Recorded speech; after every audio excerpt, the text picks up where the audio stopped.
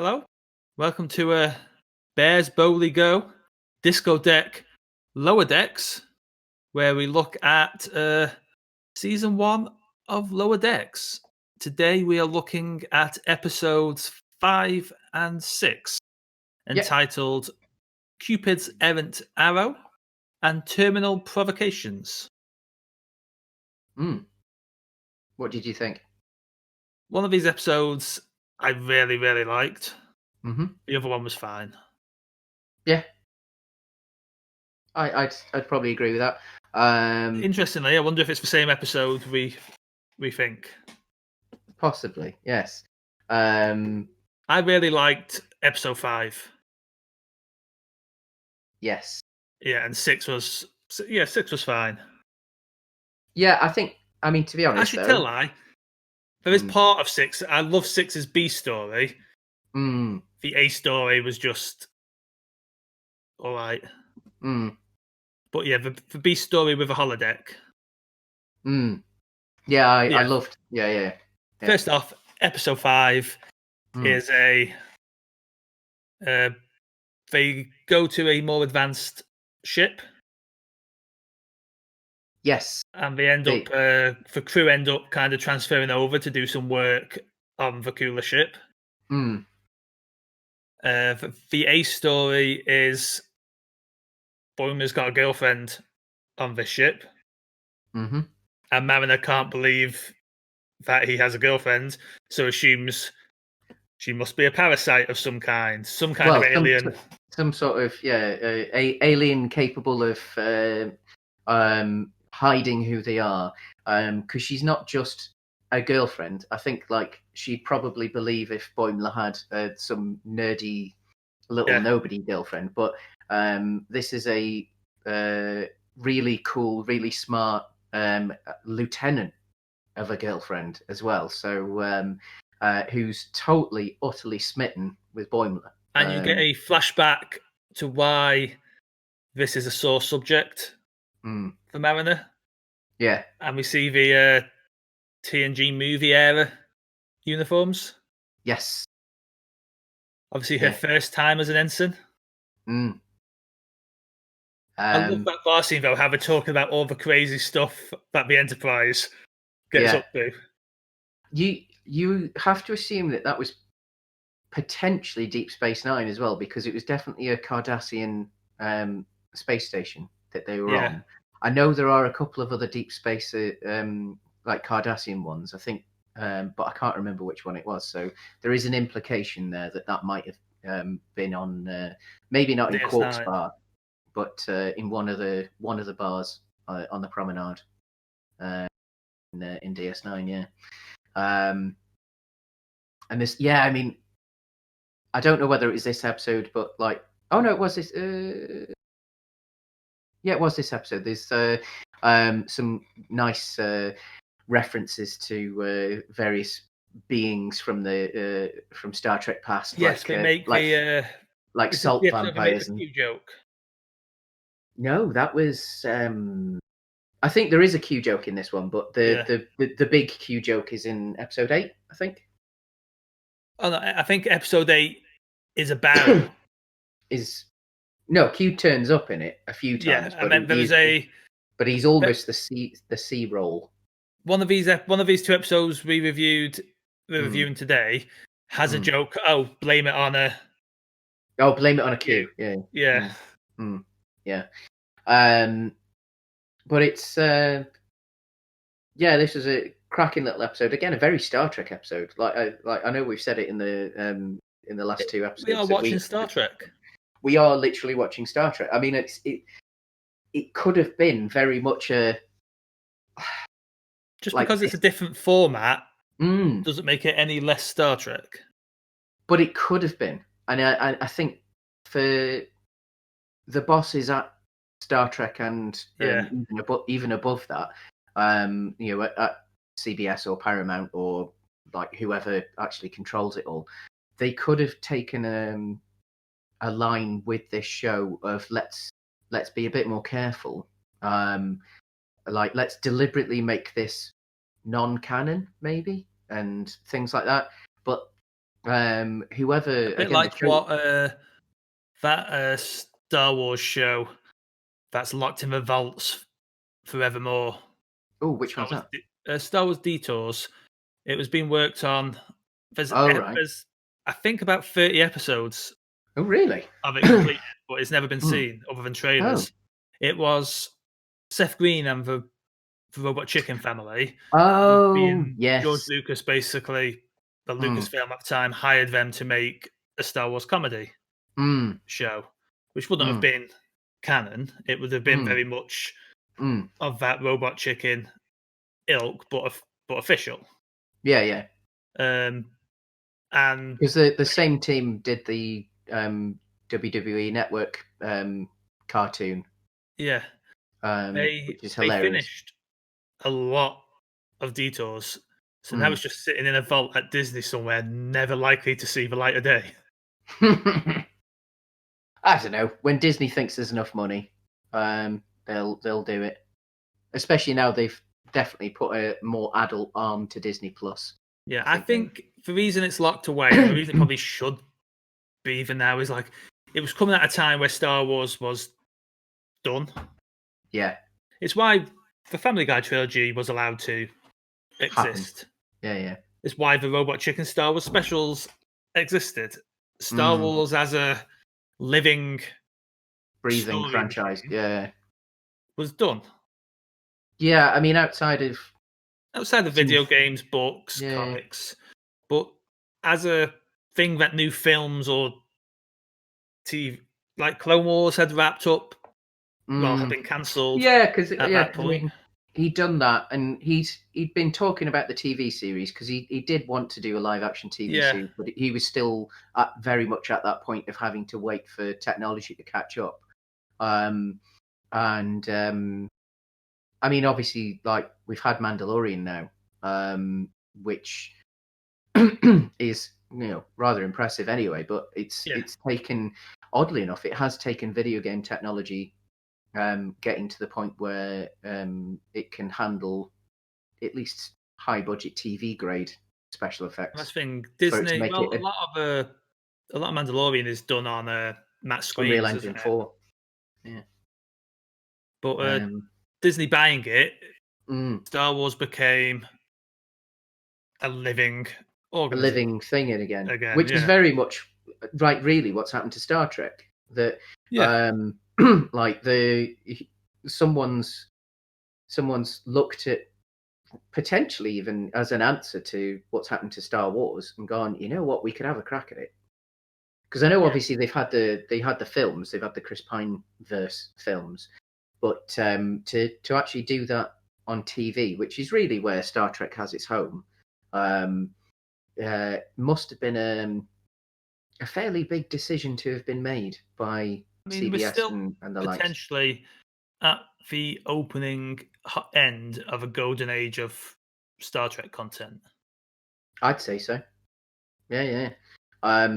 Which, going back to Lower Decks, which is what we're talking about, I think that shows because there's a confidence in this that this is an all-out cartoon comedy, but it is most certainly within the canon realms of Star Trek. I loved this episode's big twist as well. Like after Boimler follows them to the platform of the moon, and confronts.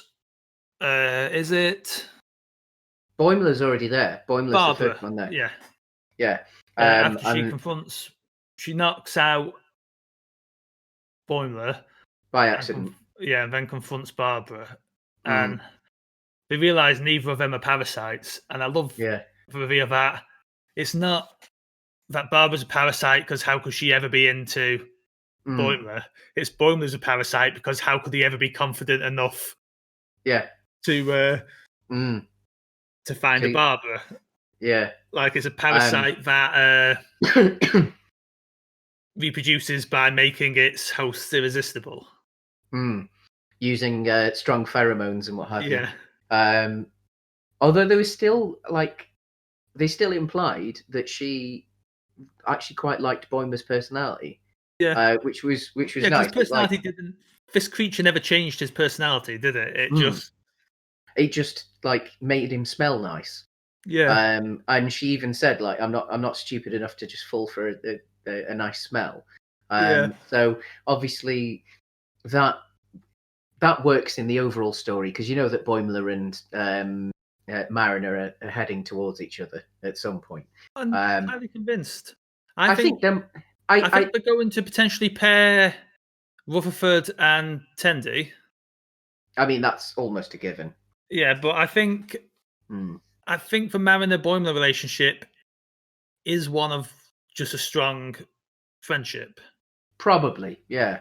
But I think I think they obviously, in theory, this being a basic-ish animation, it's cheap enough that this might run surprisingly long. Yeah. So they've We're got definitely getting time. a second season anyway. We definitely get a second season, but this could be like long-running sitcom long. Like if they get it right, if they can keep it sharp, not make too many like in jokes as the seasons go on, then like actually let it become its own thing. Then I think they've got the potential here for quite a long way, because there's a wonderful dynamic. Actually, I was watching these episodes last night, getting ready for this, and it felt, I don't know. There's an element of B99 to it. Yeah. Like I know obviously it's because a lot of sitcoms, in particular American sitcoms, they tend to have like the same stereotypical characters and building a group so that everyone can be represented. Can I just say as well? Go on. Just before I forget, slightly off-code uniforms are my jam. Yes. I love someone wearing a uniform just slightly not to just regulations. Ever so slightly unbuttoned. Yeah, like I mean, I loved it in because I've finished TNG now in my rewatch. Yeah. And after, I think it's like season 4 onwards, Patrick Stewart has obviously gotten to that point where he's just gone, you know what, sod this. And he just wears the jacket. And he's either just got the jacket on, or he's just wearing the grey bit that's underneath, or he's like just like flopping oil, and he's still in incredible shape. It's not like he's got fat or anything like that. It's not like he's, you know, put a gut on. Like, because those are the very incredibly uncomfortable uniform. Yeah, I mean, those are the same seasons where like he's occasionally topless because he's in fight scenes and like in like alien prisons and stuff like that. And he's like, for a man of his age at the time, he was ripped. He just gotten to the point. He's like, well, you know what? Like, I don't want to wear this, and Captain Picard is so respected within Starfleet. He doesn't want to wear this, and he's going to get away with it. So, I love the away mission jacket that he wears.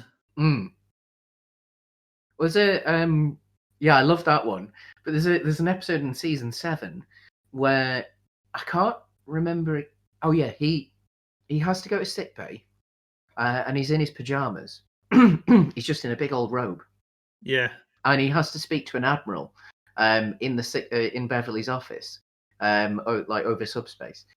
And of course, he's just sat there with his chest out and like wearing this like rather loose robe, and the admiral doesn't question it at all. It's like after 7 years, and Picard slowly getting like more and more casual. It's the Enterprise effect. Yeah, but I mean, like this admiral, like one that I don't think he got along with as well, just didn't even question the fact that he was there just in a robe. Like obviously not in his room, his ready room, is off like anything. It's just like in a rogue office somewhere. just yeah. And like, so some of that silliness and some of that obscurity obviously is in this show. Yeah.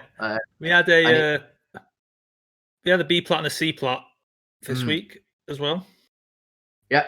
The B plot being Rutherford and Tendi being a bit fed up of the Cerritos falling apart, and they get the allure of these new fancy tricorders that that are like almost gun shaped. They're a bit like the the temperature check.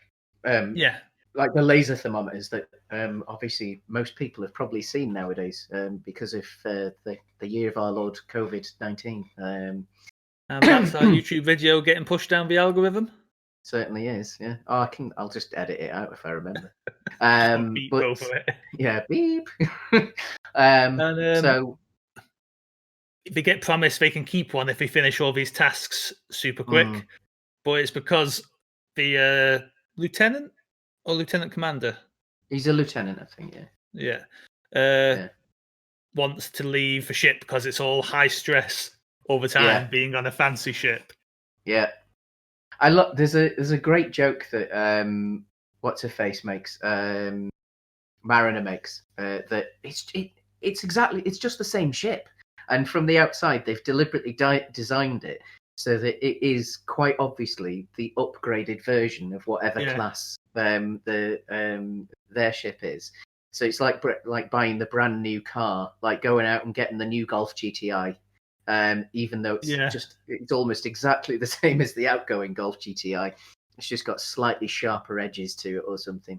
So there's a nice little reference there that it's like, even in a time, as we've discussed in another episode of where, like, in theory, consumerism is dead.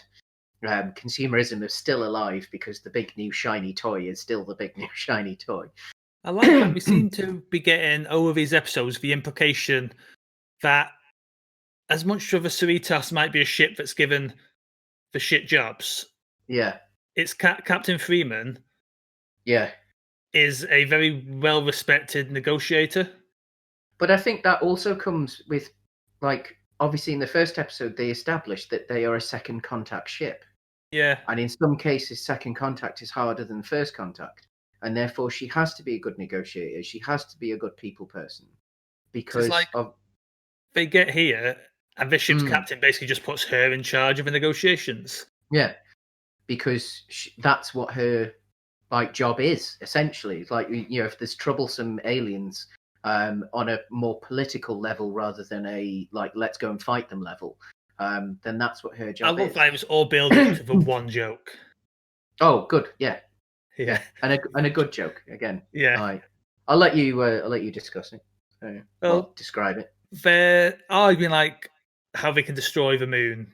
They need to get rid of this moon that's going to destroy a planet, and she manages to make a plan that everyone agrees with, bar one person who's saying that it would mean his civilization and his planet will be wiped out. And it's like, well, we'll have to evacuate you. And he's like, but it's our planet.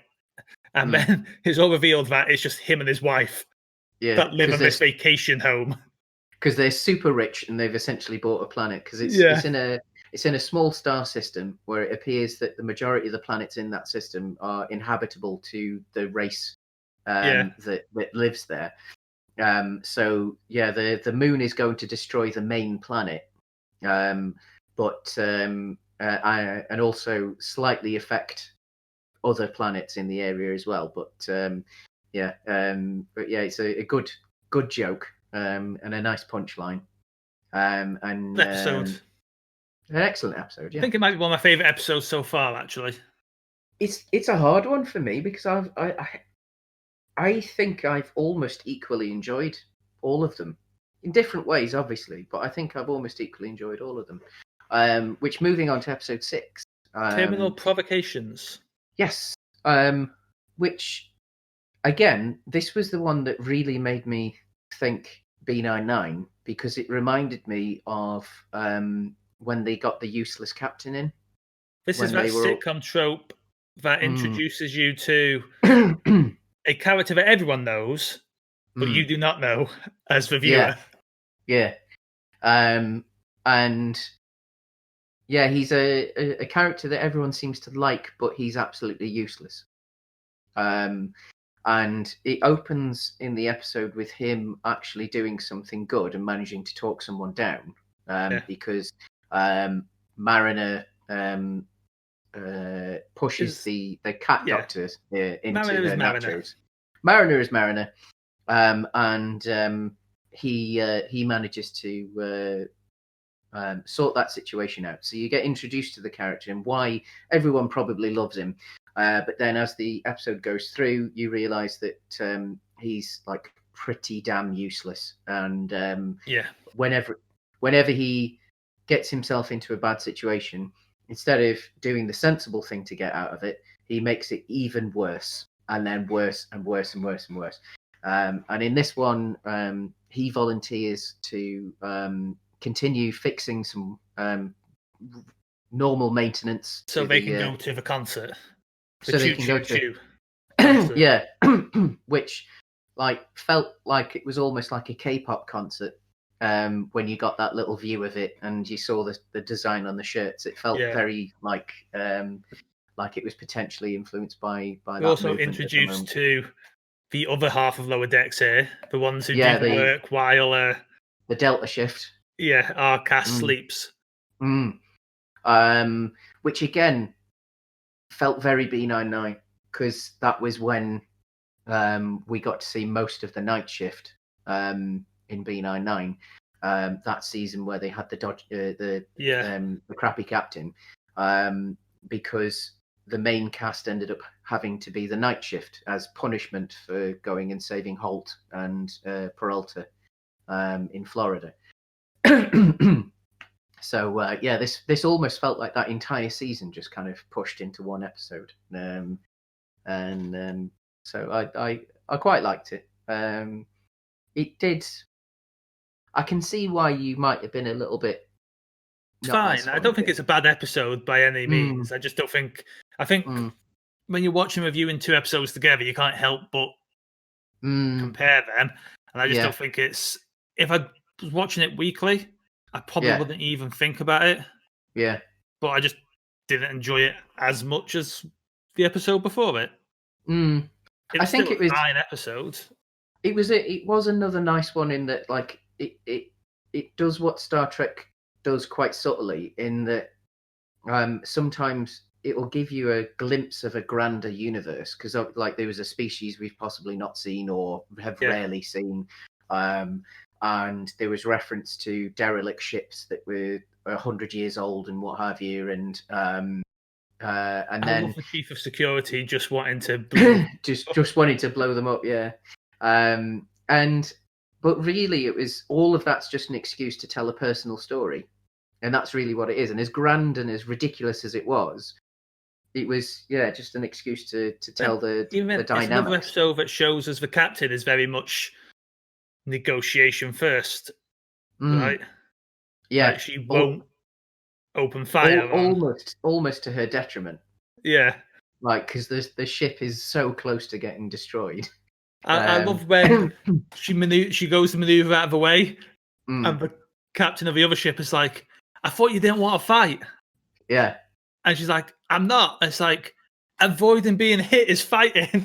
Yeah, because of course the captain of the other ship, it's a salvage ship, so they're essentially picking up space junk, and they don't have weapons, but they're using their tractor beam to throw the space junk at the Starfleet ship. And this show also introduces to a new character that I can't help but think may be recurring given the show running for long enough. Badgie. Yeah. If I want to say this episode I didn't enjoy this much, I love Badgie. Well, again, I mean, they'd mentioned in passing as a joke that holodecks are like for speaking to Moriarty and whatever, and then of course in this episode, a similar effect to the Moriarty character in TNG happens to Badgie. So Badgie is quite obviously a riff on the Windows 95, 98, and 2000 Clippy. The paperclip that would help you out with things, and what's the name? Rutherford, isn't it? Yes. Yeah. Rutherford and Tandy. Rutherford Badgie as a training tool. Yeah, because he takes.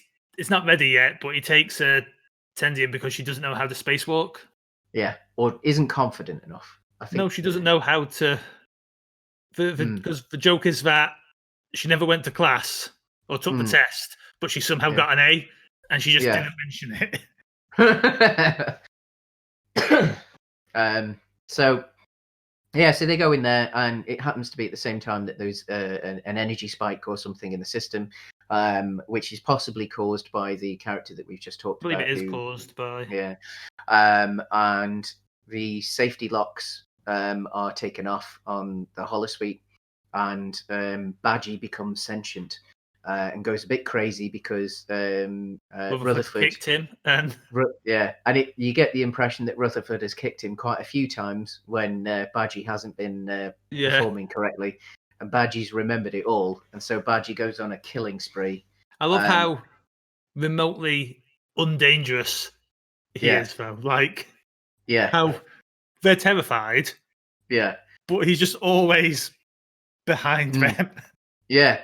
Although obviously you see he's almost slasher material, like a Jason or and then of course back to the A story. The idiot character had decided he needed to be smarter, so he plugged in one of the things that he was trying to fix directly into his brain to try and use the thing he was trying to fix to make him smarter, but in turn accidentally put some of his consciousness or some of his brainwaves into that object, which then started trying to grab as much material as possible. In the end, they throw it out the airlock, and it's that actually defeats the salvage ship, as opposed to the captain having to pull the trigger and potentially start a war with that species. Yeah, good episode.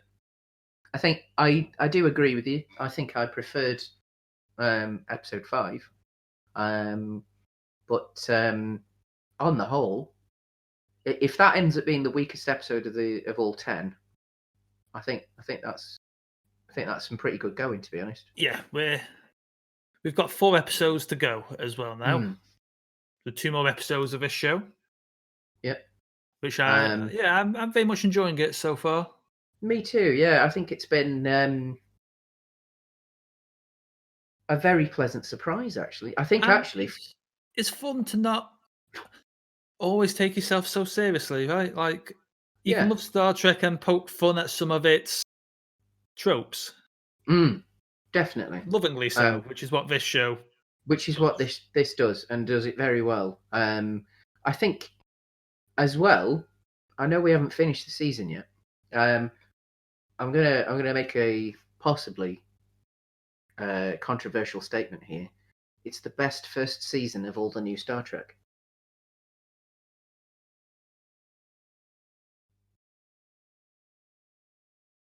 I mean, I'm not a fan of Discovery Season 1. Picard is what it is. I like Picard, but it's an odd one. I'm very excited for where Picard could go. Correct, same. Yeah. I think that's the thing with Picard. It's more where it's going. Maybe that's the problem. Maybe Lower Decks is not truly Star Trek. Because to be truly Star Trek, you've got to kind of have a naff first season. I don't know. I think TNG does not get good until season 2. No, I wouldn't say that. Deep Space Nine has an odd first season because there's a lot of crossover with TNG. I'm very intrigued to see how this show handles a Q. Yeah. And of course, he said that he wants to come back for Picard, doesn't he? So. That was the joke. That was the joke that I remembered being. I do remember there was a joke about blame it on the Q. But someone made a joke about feeling like Q on Picard Day. Oh yeah. It was the K-pop concert, wasn't it? Yes. Yeah. Yeah. Anyway, on that note, I think we've done with this episode, and we'll be back next week with episodes. Before we go, 7 why we're and 8. talking about why we're talking about Q? I can't remember who tweeted it, but I saw a tweet just discussing Q a bit ago and how he's so wonderfully ridiculous that Q is a god. Yeah. That basically just becomes super obsessed with a relatively normal middle-aged man. Yeah. But, yeah. I mean, why not? Yeah, I mean, we all have pets. If we go back to some of Earth's ancient religions, right? The gods got super obsessed with mortals. I mean, why? Yeah, I suppose why not? If we all have interests that, like, why are we interested in them? I mean, we all have hobbies that may on the surface seem a bit daft. I'm sure that to Q, I think it's a hobby for Q. I buy into the notion that Q is radically in love with Picard. You know, the one thing he hasn't tried? Turning into a swan, Zeus style. But yeah, I don't think that would work somehow. No, I can't see Picard looking at a swan and going, Yeah. And on that problematic note, let's say goodbye. Greek myths. They're super fun, guys. Well, I don't think that one was super fun. No, not at all. I believe it was sexual assault in the form of a goose or whatever it was. Yes. So Greek myths. They're super fucked up, guys. Yeah, that's better. And definitely on that note, live long and prosper, everyone. And we'll see you next week for episodes 7 and 8. Thank you.